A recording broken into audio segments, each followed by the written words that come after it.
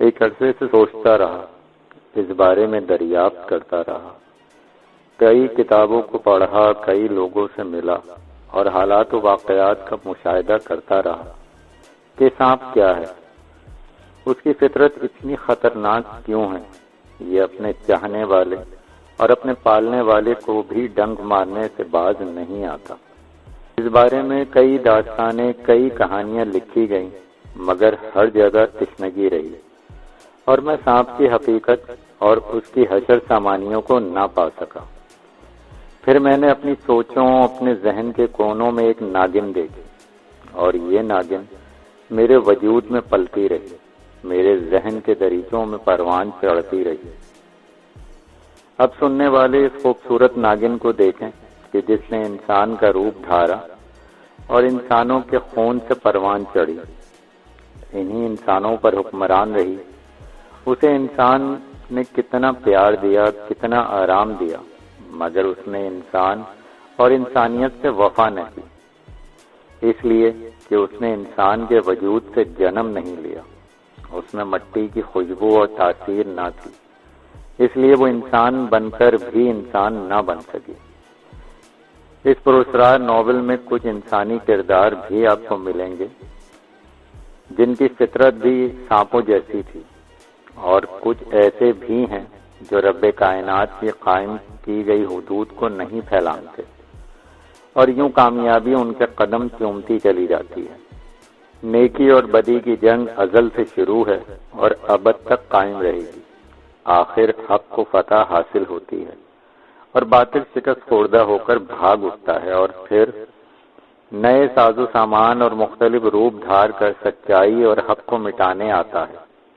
ناگن نے بھی سچائی اور حقیقت سے شکست کھائی اور اپنے ازلی انجام کی طرف گامزن ہوئی۔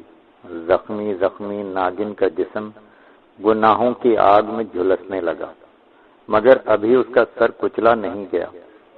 دیکھیں، بدی اور شیطانی طاقتوں کی علمبردار ناگن شاید پھر پھن اٹھائے، مگر ایمان اور سچائی کی طاقت بھی اس کے سامنے چٹان بن کر کھڑی رہے گی۔ مجھے آپ کے خیالات اور نظریات کا انتظار رہے گا کہ میں اپنی اس کوشش میں کہاں تک کامیاب ہوا۔ آپ کے کامنٹس کا انتظار رہے گا۔ اگر آپ نے اس کہانی کو شروع سے نہیں سنا تو ڈسکرپشن میں آپ کو اس کا لنک مل جائے گا۔ آئیے چلتے ہیں کہانی کے اگلے حصے کی طرف۔ لیکن ہم جائیں گے کیسے؟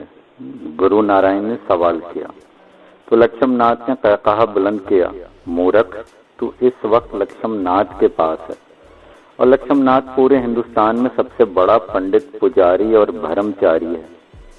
میرے مہابیر تجھے اور مجھے بغیر کسی وقت کے وہاں پہنچا دیں گے، لیکن چونکہ شکنتلا خود بھی مہابیر پر دسترس رکھتی ہے، لہذا ہمارے مہابیر ہمیں وہاں پہنچانے کے بعد واپس ہو جائیں گے تاکہ شکنتلا کے مہابیر سے ان کی مدبھیڑ نہ ہو پائے۔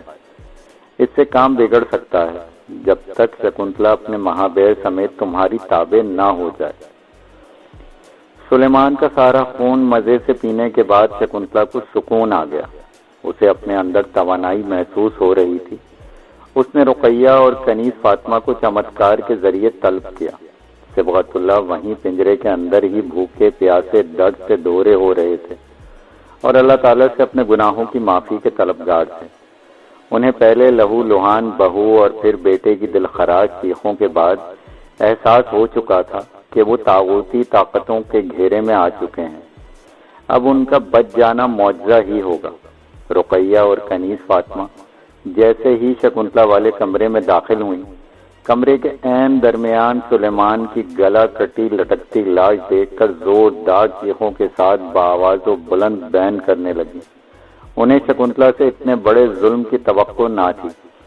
روتے روتے ان کی ہچکیاں بند گئیں، لیکن شکنتلا پلنگ کے اوپر تکیے کے ساتھ ٹیک لگائے اپنی خوبصورت بکھری زلفوں سے کھیلتی رہی۔ رقیہ اور کنیز فاطمہ کی آہوزاری سے شکنتلا کو احساس طمانینت ہو رہا تھا۔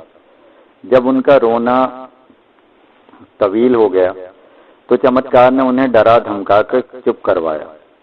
تو نے میرے بھائی کو کیوں مارا؟ ظالم، اس نے تمہارا کیا بگاڑا تھا؟ رقیہ ہچکیاں لیتے ہوئے بولی۔ اس نے میرے حسن کو ٹھکرایا تھا۔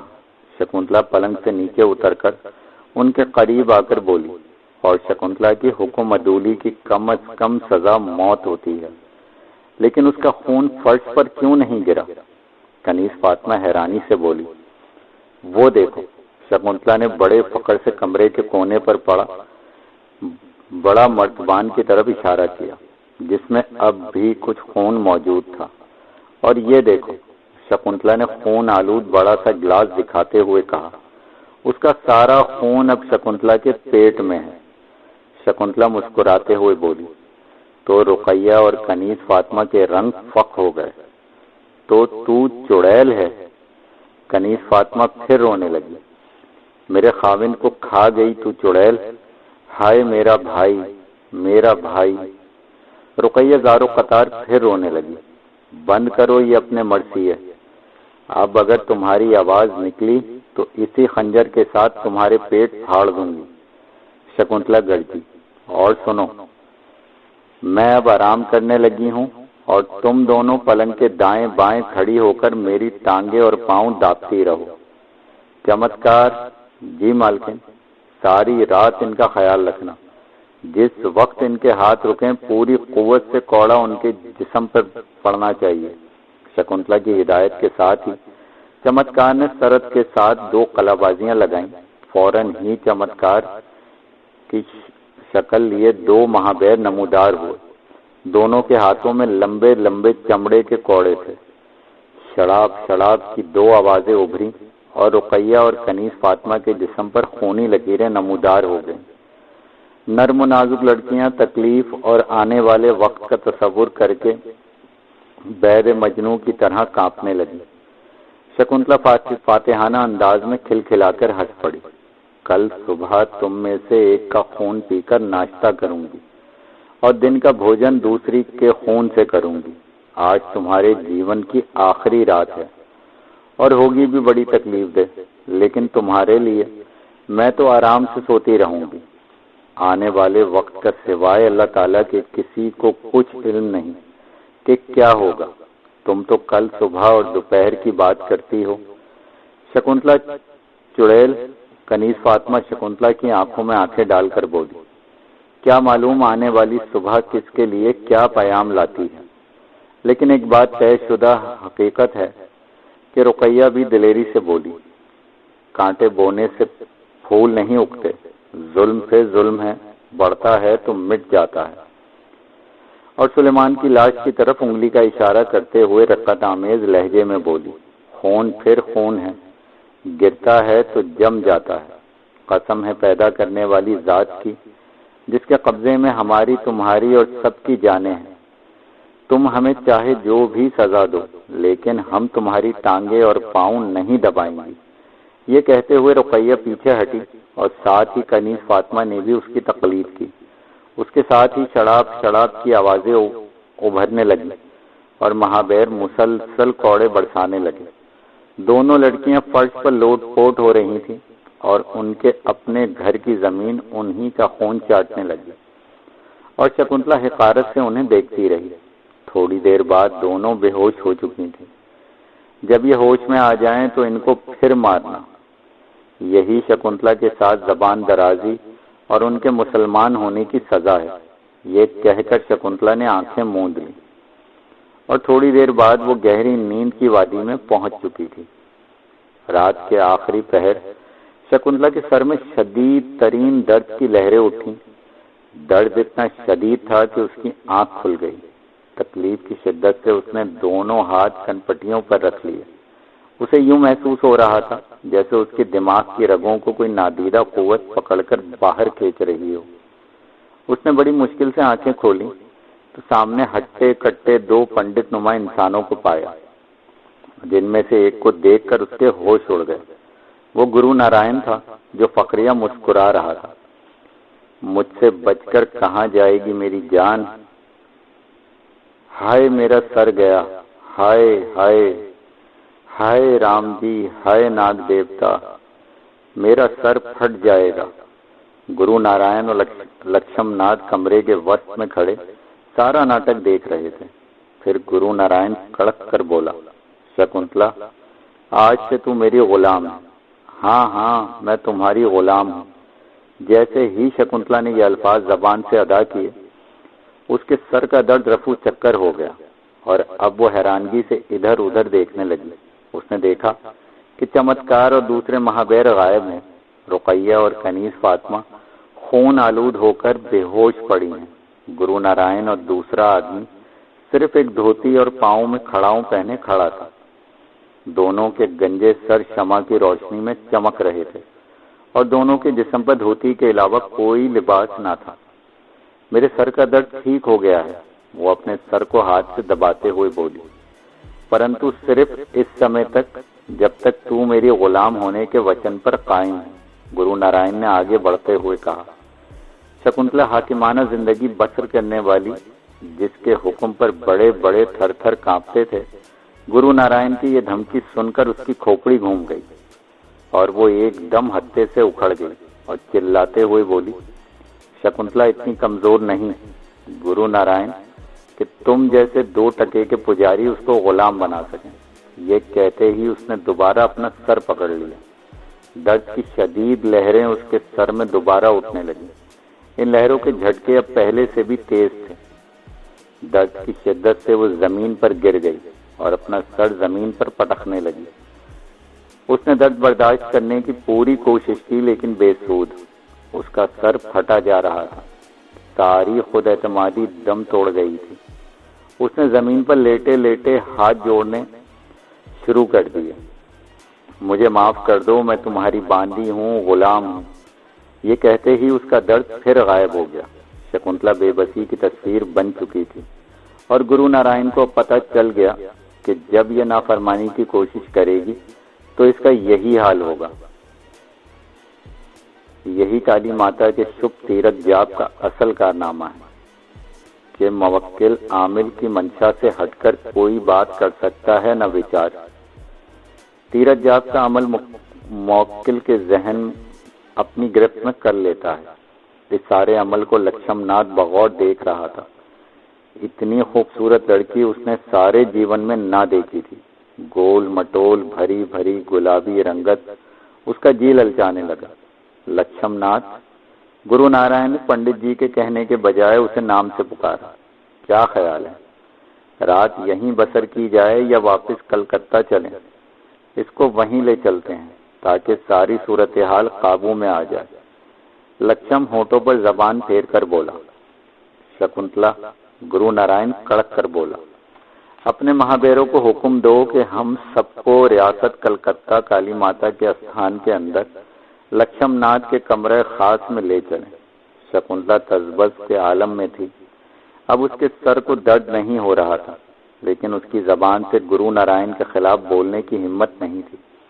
सोच रही थी कि काश इस वक्त सामरी और खशकरान आ जाए और इस मुसीबत का कोई उपाय करें, वरना तो मैं बेमौत मारी जाऊंगी। मेरी हैसियत कैद सयाद में फड़कती बुलबुल की मानिंद हो जाएगी। अभी वो सोच ही रही थी कि दिमाग में दर्द की लहरें हौले हौले उठने लगी और आहिस्ता आहिस्ता बढ़ने लगी, जैसे कोई अनदेखी शक्ति उसे गुरु नारायण का हुक्म मानने पर मजबूर कर रही हो। दर्द में फिर शिद्दत आने लगी। शकुंतला सर पर हाथ रखकर सिसकने लगी और फिर इन्हीं सिसकियों के दरमियान मजबूर होकर बोली, चमत्कार? जी मालकिन। चमत्कार की आवाज आई। गुरु नारायण जैसा कहता है उस पर अमल करो। ये कहते हुए शकुंतला बेबसी से बाकायदा रोने लगी। मालकिन, आप इन दोनों का हाथ पकड़ लें। शकुंतला आगे बढ़कर गुरु नारायण और लक्ष्मणनाथ के दरमियान खड़ी हो गई और दोनों के हाथ थाम दिए। अचानक घुप अंधेरा छा गया और फिर गुरु नारायण को यूं महसूस हुआ कि पांव के नीचे से सख्त फर्श हट गया हो और नरम गुदास किसी ने बिछा दिया हो। अंधेरा छटने लगा, रोशनी बिखरने लगी। अचानक गुरु नारायण के मुंह से निकला, अरे लक्ष्मणनाथ, हम तो कलकत्ता में आ गए। ये तो तुम्हारा कमरा खास है। लक्ष्मणनाथ ने सर घुमाकर देखा तो वाकई ये वही कमरा खास था। गुरु नारायण अब बहुत बड़ी ताकत है। गुरु नारायण की शक्तियां लामहदूद हैं। गुरु नारायण खुशी से पागल होकर नाचने लगा। आओ लक्ष्मण नाथ, तुम भी नाचो यार, तुम्हारी सहायता के बगैर मैं अपने मकसद में जल्द सफल ना होता। दोनों खुशी से नाच रहे थे और शकुंतला एक तरफ सर झुकाए खड़ी थी। रुकैया और कनीज फातिमा पर कोड़े बरसने के वक्त चेहरे पर जो शोखी, रऊनियत और फाखिरानापन था, अब वो उड़नछू हो चुका था और इस वक्त हसरत और याद की तस्वीर बनी हुई थी। नाचते गुरु नारायण ने शकुंतला को आगे बढ़कर दबोच लिया। अब तू भी मेरी है और तेरी शक्तियां भी मेरी हैं। गुरु नारायण ने शकुंतला को बाहों में उठा लिया। लो लक्ष्मणनाथ, ऐश करो। ये कहते हुए गुरु नारायण ने शकुंतला को हवा में उछाल कर फेंका तो लक्ष्मणनाथ ने उसे हवा में ही दबोच लिया और उसके सुर्ख सफेद गालों पर अपने भद्दे होंठ रख दिए। कुछ देर नाचने के बाद दोनों पसीने से शराबूर होकर बैठ गए और हाँफने लगे। शकुंतला, हमारे लिए शराब मंगवाओ। चमत्कार। शकुंतला सर झुकाए अफसुर्दगी से बोली, शराब लाओ। छन की आवाज के साथ जग में शराब और 2 गिलास चटाई पर नमूदार हो गए। दोनों पुजारी तकियों से टेक लगाकर बैठ गए। शकुंतला, हमारे लिए गिलास भरो। गुरु नारायण ने उसे हुक्म दिया। तोहन और कराहन शकुंतला उठी और गिलास भरने के बाद दोनों को पेश करने लगी। लक्ष्मणनाथ बोला, गुरु नारायण, शराब भी हाजिर है और दुनिया का हसीन तरीन शबाब भी। आज की रात हम जश्न फतह मनाएंगे, शराब और शकुंतला के शबाब के साथ। ये कहकर लक्ष्मणनाथ ने कमर में हाथ डालकर शकुंतला को घसीट कर अपनी गोद में बिठा लिया। गुरु नारायण भी आगे बढ़ आया और उसने शकुंतला के खुले बालों को मुट्ठी में पकड़कर अपनी तरफ खींच लिया तो शकुंतला के आंसू निकल आए, लेकिन मजबूर थी और यूं रात गुजरती रही और शकुंतला 2 कुत्तों के दरमियान एक हड्डी की मानिंद कभी इसके मुंह और कभी उसके मुंह जाने लगी। रियासत ताबाना की मलका की मट्टी पलीद होती रही। मकाफाते अमल का पहिया चल पड़ा था। सुबह की सफेदी नमूदार होने तक शकुंतला थकन से चूर चूर हो चुकी थी। उसका जोर जोर दुख रहा था। दोनों पुजारी इस वक्त नरम कालीन पर बेसुध सोए पड़े थे। शकुंतला ने हौले से चमत्कार को तलब किया, चमत्कार, मुझे यहाँ से इतनी दूर ले जा कि ये दोनों वहां ना पहुंच सकें।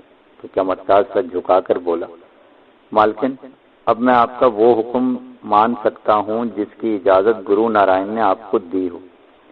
उसके ये अल्फाज सुनकर शकुंतला भौंचका रह गई। उसके बाद उसने सांप बनने की कोशिश की ताकि इनका खून पी ले, लेकिन ये क्या, वो इंसान ही रही। कई दूसरे जानवरों का ख्याल जहन में लाकर उसने फरार होने का सोचा, लेकिन गालिबन शकुंतला की तमाम ताकतें अब गुरु नारायण के हुक्म की ताबे हो चुकी थी और वो अब सिर्फ एक आम और कमजोर लड़की बन गई थी जो गुरु नारायण की बांदी और कनीज थी। उसने दरवाजा खोलकर फरार होने की कोशिश की, लेकिन चमत्कार सामने आ गया और बोला, मालकिन, मुझे गुस्ताखी पर मजबूर ना करें। आप गुरु नारायण की मर्जी के खिलाफ यहाँ से नहीं जा सकती। शकुंतला का दिल बेख्तियार भर आया और वो ऊंची आवाज में ज़ारो कतार रोने लगी। उसके रोने की आवाज सुनकर गुरु नारायण की आंख खुल गई। शकुंतला को रोते देखकर वो हंसने लगा और बोला, मलका आलिया शकुंतला, जिसकी एक अबरूए जुम्बिश पर जिंदगियों के फैसले हो जाया करते थे, आज रो रही है। इधर आ मेरे पास। लेकिन शकुंतला बैठी मुसलसल रोती रही। शकुंतला गुरु नारायण धाड़ा तो शकुंतला एकदम खामोश होकर उसे तकने लगी। मैं तुम्हें हुक्म देता हूँ कि मेरे पास आओ। शकुंतला उठकर बेदिली से चलती हुई उसके पास आ गई। गुरु नारायण भी खड़ा हो गया। जैसे ही शकुंतला उसके करीब आई, उसने फौरन ही उसकी जुल्फें मरोड़कर अपने हाथों में पकड़ ली। शकुंतला ने दर्द की शिद्दत से दोनों हाथ सर पर रख लिए। गुरु नारायण ने हकारत से उसके बाल अपनी मुट्ठी में पूरे जोर से जकड़ रखे थे। बाल गुरु नारायण के हाथ में होने की वजह से शकुंतला का सर झुका हुआ था। गुरु नारायण शकुंतला को इसी हालत में लिए कमरे में कदम कदम चलने लगा। آج کے بعد تجھے یہ باتیں یاد رکھنی ہوں گی۔ ایک یہ کہ تو میری غلام ہے، میرا ہر حکم پہلی آواز پر مانے گی۔ دوسری بات، کھانا تو اس وقت کھائے گی جب گرو نارائن چاہے گا، آرام تو میری مرضی سے کرے گی۔ سن لی تو نے میری باتیں؟ گرو نارائن نے اس کی زلفوں کو زور زور سے جھٹک کر بولا۔ جی جی، شکنتلا کی سسکتی آواز نکلی۔ اور مجھے صرف آقا کہہ کر مخاطب کرے گی۔ بول جی میرے آقا، جی میرے آقا۔ شکنتلا نے بال کھینچے ہونے کی وجہ سے شدید درد سے لاچار ہو کر کہا، تو ایسی کمینی خصلت عورت ہے کہ جس راجا نے تجھے پہلے پناہ دی اور پھر تیرے ساتھ شادی کر لی، تو نے اسی کا تخت الٹ دیا، پھر اسے چیر کر ٹکڑے ٹکڑے کر دیا۔ پوری ریاست تابانہ میں تو نے ظلم و بربریت کا بازار گرم کر دیا۔ انسانوں کو تو اپنی سواری کے آگے جوتتی ہے اور انسانوں کا خون پیتی ہے۔ اپنے عیش و آرام کی خاطر ہزاروں انسان تو نے بے دردی کی موت مروائے۔ تیری ساری باتوں کا مجھے پتہ چلتا رہتا تھا۔ دوسروں کی تکلیف پر تو خوش ہوتی تھی، اور اب صرف اپنے بالوں کی تکلیف سے تیری آنسو نکل رہے ہیں۔ گرو نارائن نے اس کے چہرہ اپنے منہ کے سامنے کر کے کہا۔ شکنتلا کا خوبصورت چہرہ آنسوؤں سے تر تھا اور وہ سسکیاں لے رہی تھی، کیونکہ اس وقت اس کی ساری شکتیاں معطل ہو چکی تھیں اور وہ بالکل ایک عام سی کمزور عورت تھی جس کے بال ایک ہٹے کٹے مرد نے پکڑ رکھے ہوں۔ لکشم ناتھ بھی جاگ چکا تھا اور گرو نارائن کی باتیں سن رہا تھا۔ چھوڑو یار، کوئی ناشتہ منگواؤ، لکشم ناتھ نے آواز لگائی تو گرو نارائن نے اس کے بال چھوڑ دیے اور لکشم کے پاس آ کر بیٹھ گیا اور بولا، لکشم ناتھ، تو اس کو نہیں جانتا، یہ ناگن ہے۔ انسانی خون میں غسل کرنا اس کی ضرورت ہے۔ اس کے علاوہ ہر وقت عیش عشرت کرنا اور انسانوں کو اذیت ناک موت سے ہمکنار کرنا اس کا پسندیدہ مشغلہ ہے۔ اب میں اس کو جیون کا وہ رخ دکھاؤں گا کہ اس کی نسلیں بھی یاد رکھیں گی۔ شکنتلا، گرو نارائن نے آواز لگائی۔ جی، شکنتلا آنسو صاف کرتے ہوئے بھرائی ہوئی آواز میں بولی، ہمارے لیے بہترین ناشتے کا بندوبست کرو۔ چمتکار، جی مالکن، ناشتہ لاؤ۔ پلک جھپکتے ہی قالین پر پرتکلف ناشتہ حاضر تھا۔ شکنتلا گرو نارائن غرایا، جی میرے آقا۔ چمتکار سے بولو آئندہ تمہیں مالکن نہ کہے بلکہ براہ راست میرا حکم ماننے۔ چمتکار، مجھے مالکن نہ کہا کرو بلکہ گرو نارائن میرے آقا کی آواز پر عمل کیا کرو۔ جی اچھا۔ چمتکار، جی میرے آقا۔ بہت خوب، گرو نارائن مسرت سے بولا۔ ایک کوڑے سے شکنتلا کو خوب مارو، لیکن اس کی چیخیں ہمارے سوا کوئی اور سن نہ پائے۔ یہ حکم سنتے ہی شکنتلا کی آنکھیں خوف سے پھٹ گئیں اور وہ دوڑ کر گرو کے قدموں سے لپٹ گئی۔ معاف کر دو میرے آقا، میں آپ کی باندی ہوں، میں آپ کا ہر حکم فوراً مانوں گی، مجھ پر دیا کرو۔ لیکن شراب کی آواز کے ساتھ شکنتلا کی چیخ نکل گئی۔ کوڑا اس کے وجود کو سرخ کرتا گیا۔ درد کی شدید لہر اس کے پورے بدن میں دوڑ گئی۔ گرو نارائن نے اس کی آہوزاری پر قطعاً کوئی توجہ نہ دی اور لکشم ناتھ کو مسکرا کر ناشتہ کرنے کا اشارہ کیا اور دونوں تسلی سے ناشتہ کرنے لگے۔ چمتکار اس پر کوڑے برسانے لگا۔ شکنتلا کمرے میں ادھر ادھر دوڑنے لگی۔ اس کی دلدوز چیخوں سے کمرہ گونج رہا تھا، لیکن اس کی آواز باہر کسی کو سنائی نہ دے رہی تھی۔ وہ بار بار گرو نارائن کے قدموں میں گر رہی تھی، ہاتھ جوڑ رہی تھی، لیکن نہ تو گرو نارائن نے کوئی توجہ دی، نہ چمتکار کا ہاتھ رکا، اور شکنتلا اپنے ہی خون میں لہو لہان ہو رہی تھی۔ آج اس کو تکلیف کا باقاعدہ احساس ہوا تھا کہ لوگ درد سے کیوں چلاتے ہیں۔ ناشتہ کر چکنے کے بعد گرو نارائن نے چمتکار کو بس کرنے کا حکم دیا تھا۔ شکنتلا کا تمام لباس پھٹ چکا تھا، سارا جسم زخموں سے چور تھا، اور وہ کمرے کے فرش پر پڑی اپنے زخم چاٹ رہی تھی اور بری طرح تڑپ رہی تھی۔ چمتکار، جی میرے آقا، اس کی تکلیف ختم کر دو۔ اور پھر اگلے ہی لمحے شکنتلا کی تمام تکلیف ختم ہو گئی اور زخم بھر گئے تو شکنتلا نے سکھ کا سانس بھرا۔ شکنتلا، جی گرو نارائن۔ شکنتلا فوراً سے بولی، اپنا لباس انتہائی خوبصورت کر لو۔ حکم سن کر شکنتلا نے لوٹ لگائی اور ناگن بن گئی۔ پھر لوٹ لگائی تو انتہائی شاہانہ لباس میں نکھرے نکھرے حسن کے ساتھ موجود تھی۔ بکھری زلفوں سے جھانکتا گلابی چہرہ لکشم اور گرو نارائن کو پاگل بنا رہا تھا۔ دونوں ناشتہ ختم کر کے اس کی طرف بڑھے اور شکنتلا ان دونوں کے درمیان پھر کھلونا بن گئی۔ سامری جب واپس وادی والے مکان میں پہنچا تو شکنتلا موجود نہ تھی۔ رقیہ، کنیز فاطمہ اور صبغت اللہ غمگین اداس بیٹھے سلیمان کی دردناک موت کا ماتم کر رہے تھے۔ سامری کو اچانک سامنے پا کر حیران ہو گئے، بلکہ تینوں سہم گئے اور سوچنے لگے کہ الہی خیر ہو، کہیں دوبارہ کوئی مصیبت تو نہیں آنے والی۔ سامری دروازے میں کھڑا تینوں کو گھورنے لگا اور بولا، شکنتلا کہاں ہے؟ ہمیں کچھ پتا نہیں بیٹا، میں تو پنجرے میں بند تھا کہ اچانک ہی پنجرہ غائب ہو گیا، اور میں اٹھ کر اس کمرے میں آیا تو بہو اور بیٹی کو لہو لہان پایا۔ صبح تک بڑی مشکل سے انہیں ہوش آیا تھا۔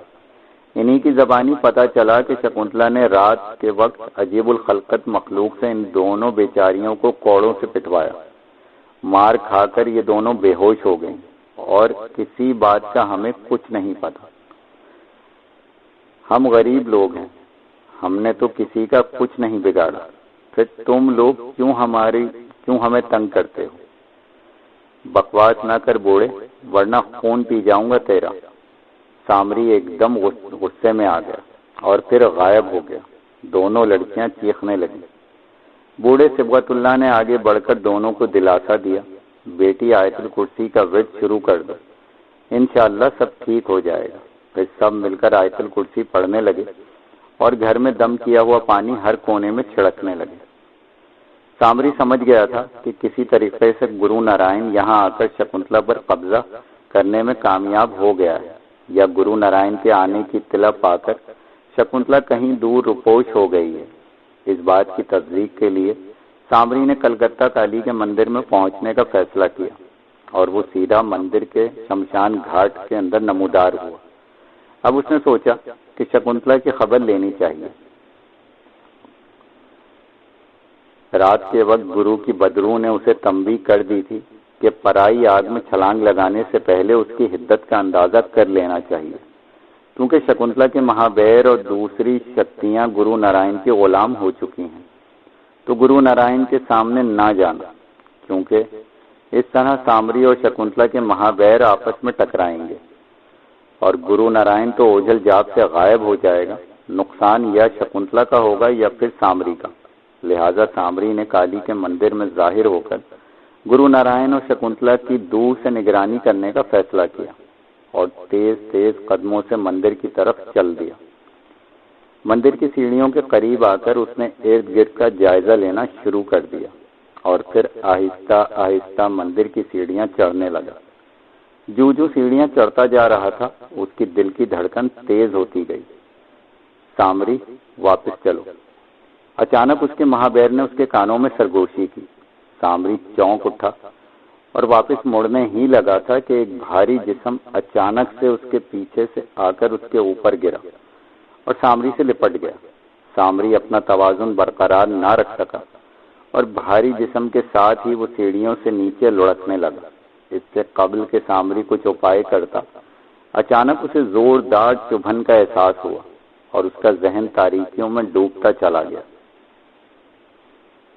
پریا حیران تھی کہ کئی دن گزر گئے، نہ تو شکنتلا واپس آئی، نہ سامری، نہ خشکران کی کوئی خبر ہے۔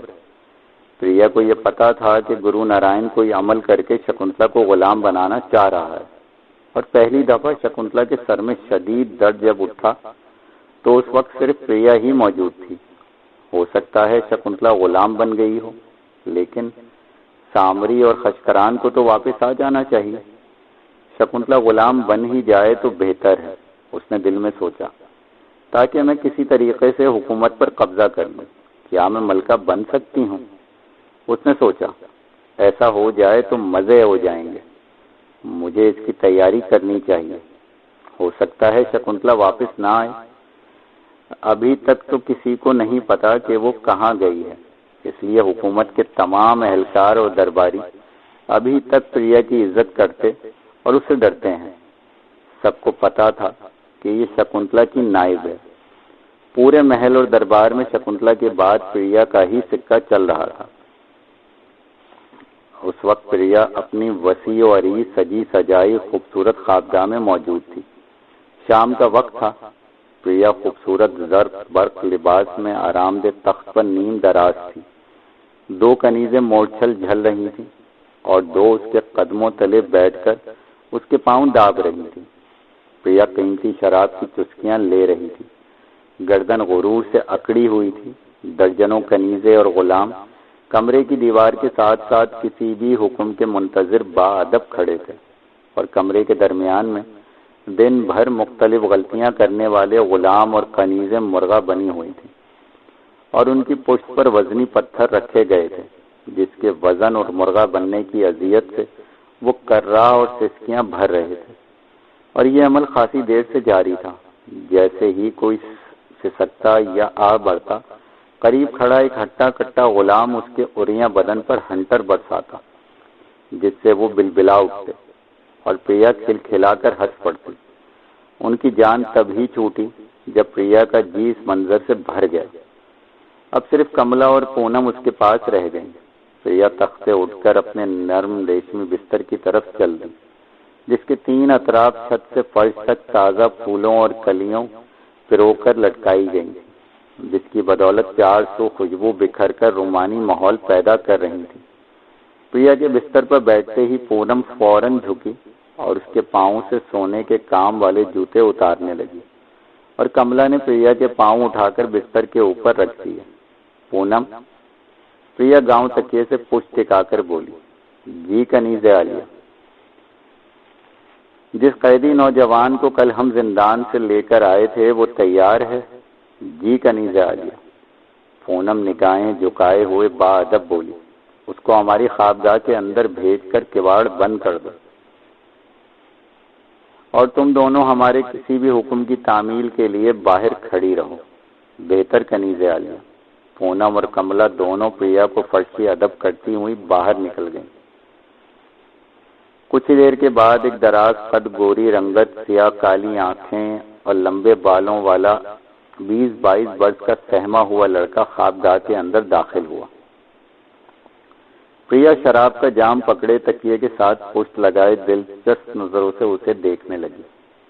लड़का प्रिया को देखकर मजीद सहम गया और वहीं दरवाजे के पास ही साकित हो गया।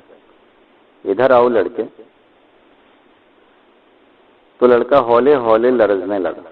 प्रिया को देखकर लगता था कि वो बुरी तरह खौफजदा हो चुका है। हमारा हुक्म तुमने सुना नहीं, इधर आओ, प्रिया ने मजीद बारोब अंदाज में कहा। तो लड़का तेज तेज चलता हुआ उसके पास आकर खड़ा हो गया। लड़का बल्कि जवां मर्द बुरी तरह खौफ से कांप रहा था। प्रिया उसकी हालत से लुत्फ अंदोज हो रही थी। देखो, वो प्यार से बोली, तुम जबरदस्त कसरती बदन वाले नौजवान हो और मुझ नाजुक सी लड़की से डर रहे हो। तुम अगर आगे बढ़कर मुझे दबोच लो और मेरे साथ जबरदस्ती कर लो तो मैं धान पान सी लड़की तुम्हारा क्या बिगाड़ दूंगी। दरवाजा भी बंद है। आप नौजवान के लब लड़ गए। आप वही हैं ना जिन्होंने कल जिंदान खाने में दर्जनों बीमार कैदियों की छुरी से गर्दनें काटकर अलग कर दी थी। हाँ हाँ, प्रिया ने दानिस्ता भोलपन से कहा और बिस्तर से नीचे उतरकर नौजवान के सामने जा खड़ी हुई और बायां हाथ सीने के नीचे रखकर सीधे हाथ की कोनी उसकी हथेली पर टिकाई और चेहरा सीधे हाथ की हथेली पर रखकर नौजवान को मुस्काती निगाहों से देखने लगी। नौजवान की आंखें, नौजवान की अक्ल कुछ समझने से कासिर थी। उसके तो वहमो गुमान में भी ना था कि प्रिया उससे क्या चाहती है। پریا نے آگے بڑھ کر نوجوان کا ہاتھ پکڑ کر اسے مسحری کی طرف دھکیلنے لگی۔ نوجوان خوف اور حیرانگی کی ملی جلی کیفیت کا شکار تھا۔ اس نے اپنی آنکھوں کے سامنے کل زندان خانے میں پریا کو اپنے ہاتھوں بیمار قیدیوں پر چھری چلاتے دیکھا تھا۔ وہ کام کے قابل نہ تھے۔ اس وقت پریا کے چہرے پر بے رحمی ہی بے رحمی تھی، اور آج وہی پریا اس کے ہاتھ پکڑ کر اسے اپنے بستر کی طرف لے جا رہی تھی۔